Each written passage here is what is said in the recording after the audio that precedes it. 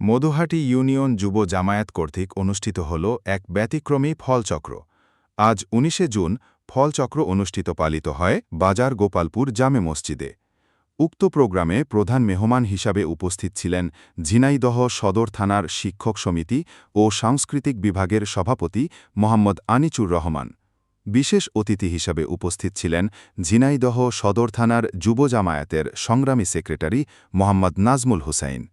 এছাড়া উপস্থিত ছিলেন ইউনিয়ন যুব জামায়াতের সেক্রেটারি হাসিবুল ইসলাম, গোপালপুর উপশাখার শিবির সভাপতি মোহাম্মদ আল মামুন সহ ইউনিয়নের বিভিন্ন যুব জামায়াতের দায়িত্বশীলবৃন্দ।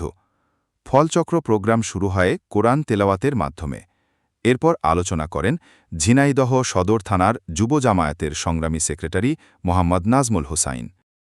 তিনি তার বক্তব্যে বলেন যে এই ধরনের ব্যতিক্রম প্রোগ্রামের মাধ্যমে আগামী দিন পথহারা, পথভুলা, যারা ইসলাম থেকে দূরে সরে গেছে তাদেরকে একত্রিত করতে হবে। এরপর প্রধান অতিথি বক্তব্য পেশ করেন। তিনি বলেন, আমরা সকলেই রুহের জগতে ছিলাম। আল্লাহ তাআলার দাসত্ব স্বীকার মেনে নিয়ে দুনিয়াতে এসেছি। এখানেও আমাদের আল্লাহর দাসত্ব করতে হবে। এরপর বিশেষ আকর্ষণ বিভিন্ন ধরনের ফল সকলের মাঝে বিতরণ করা হয়। আম, কলা, আঙুর, কাঁঠাল, ড্রাগন ফল সকলের মাঝে বিতরণ করা হয়।